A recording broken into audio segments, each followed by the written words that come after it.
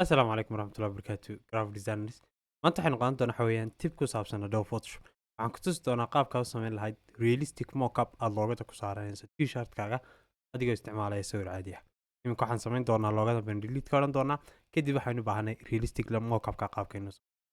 markaad sawirkaaga qaabkan ula soo degto uu sawirkaaga qaabkan ku yahay portraitka ah ayaa waxaad samaynaysaa inaad tagto file kadib aad save as tidhaahdo kadib aad u save garaysto as a psd ahaan waa ka halkan yaalla kadib maxaan leeyahay save yes baan markaan ku dul save garaynaya markaan qaabkaa ugu dul save garayo ayar waxaan soo qaadanaya waxa weeyaan loogada Nike copy baan leeyahay kadib waxaan samaynayaa Photoshop v baan leeyahay kadib waxaan samaynayaa right click baan leeyahay waxaan odhanayaa convert to smart object markaa dhacdo kadib waxaan samaynayaa inaan yareeyo aan sidaa meeshaan doonayay aan u dhigto meelaaliyaal meeshaan u baahanay inaan dhigto ayaan saa u dhiganayaa kadib check baan leeyahay waxaan samaynayaa inaan tago filter kadib waxaan tegayaa distort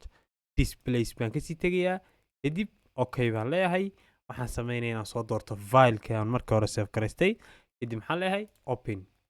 marka waxay samayn doonaa inuu iigu fadhiisiiyo meesha aan loogada dhigtay kadib maxaan samaynayaa waxaan tegayaa layer style kadib waxaan tegayaa blending options xagga u sareysa ayaan taabanayaa haddii aad arkayso qaybta hoose underline layerska ay ku qoran tahay ayaa waxaan samaynayaa inaan alta qabto aan cidhifkaasa soo kala reebo aan saas soo idhaahdo